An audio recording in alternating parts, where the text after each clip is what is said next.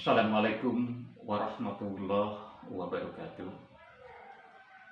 Innal hamdalillah nahmaduhu wa nasta'inuhu wa nastaghfiruhu wa na'udzu billah min syururi anfusina wa min sayyiati a'malina. May yahdihillahu fala mudhillalah wa may yudlil fala hadiyalah. Asyhadu an la ilaha illallah wahdahu la syarikalah Muhammadan abduhu wa rasuluh. Wa qala Allah ta'ala fil Qur'anil Karim, inna Allaha yuhibbut tawabina wa yuhibbul mutatahhirin. Al-ayat. Dalam forum yang saya buat dengan judul yaitu Pak Guru Menyeru, pada kesempatan kali ini, pada mukadimah tadi, saya mengutip sebuah ayat suci Al-Quran, surat Al-Baqarah ayat 222 yang berbunyi, Innallaha yuhibbut tawabina wa yuhibbul mutatahhirin.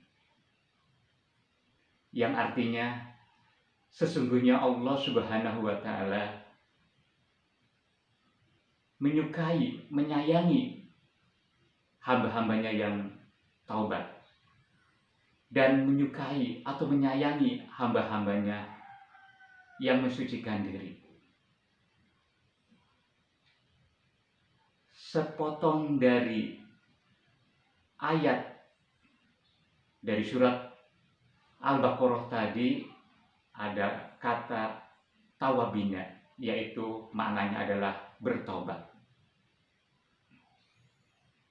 Kita sebagai hamba Allah yang tidak luput dengan kesalahan, yang pasti banyak dosanya. Kita tidak mengenal dosa turunan, tetapi manusia yang pertama bernama Nabi Adam alaihi salam juga adalah pernah bertobat dengan suatu kesalahan atau suatu dosanya. Tobat bapak kita dulu itu lamanya tidak tanggung-tanggung. Menurut sebuah riwayat, Bapak Adam bertobat selama 40 tahun dengan doa yang subhanallah. Doa itu ada dalam kitab suci Al-Quran, surat Al-A'raf ayat 23 yang berbunyi, Rabbana dhalamna anfusana wa illam taghfir lana wa tarhamna lanakunanna minal khasirin. Terus menerus doa itu dipanjatkan sampai Allah Subhanahu wa Ta'ala mengampuni dosa manusia yang pertama itu. Kemudian juga salah seorang Nabi Allah juga pernah bertobat, yang bernama Nabi Yunus alaihi salam. Nabi Yunus meninggalkan umatnya dalam keadaan marah, sehingga Nabi Yunus dilemparkan ke tengah lautan dan ditelan oleh ikan yang sangat besar. Itu ada dalam kitab suci Al-Quran, surat As-Safa ayat 141 sampai 142. Kemudian Nabi Yunus alaihi salam bertobat kepada Allah. Tobatnya itu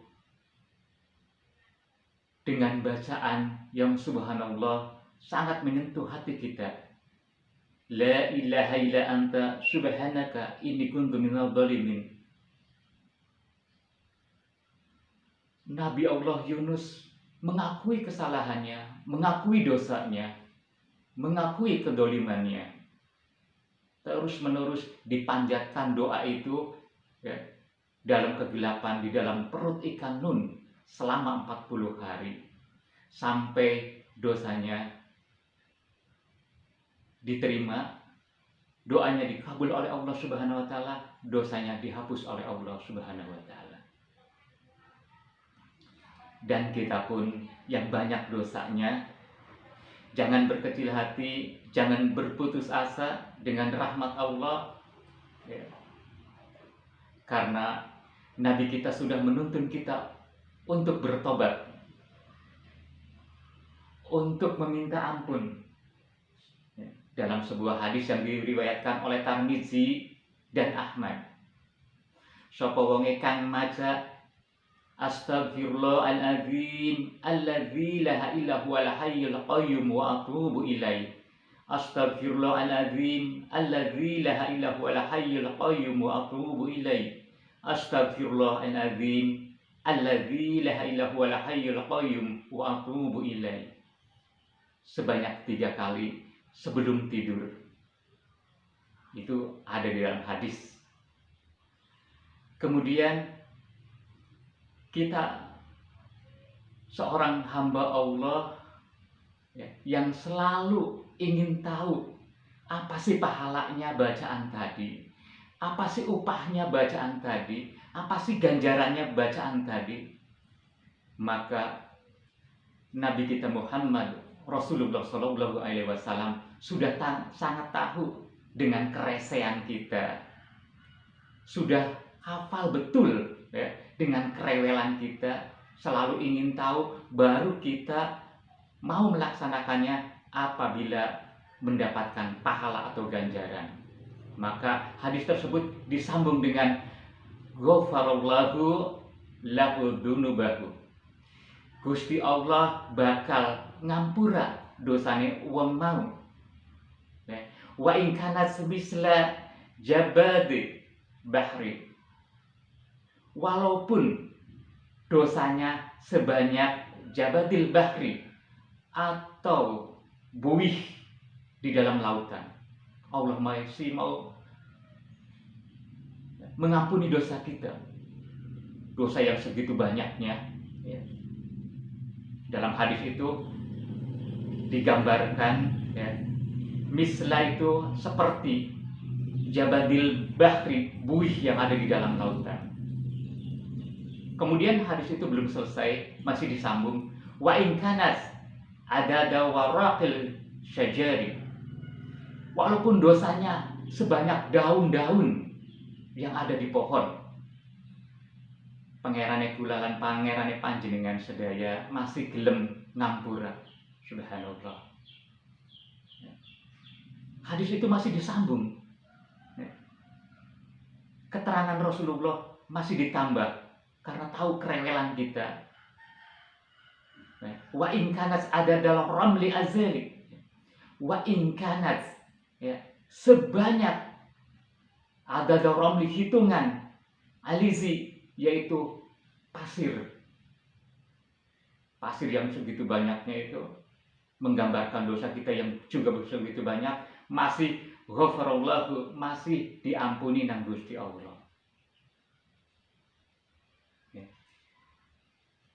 Terus masih nawar lagi, sebanyak apa lagi ya Rasul yang mau diampuni oleh Gusti Allah Subhanahu wa taala.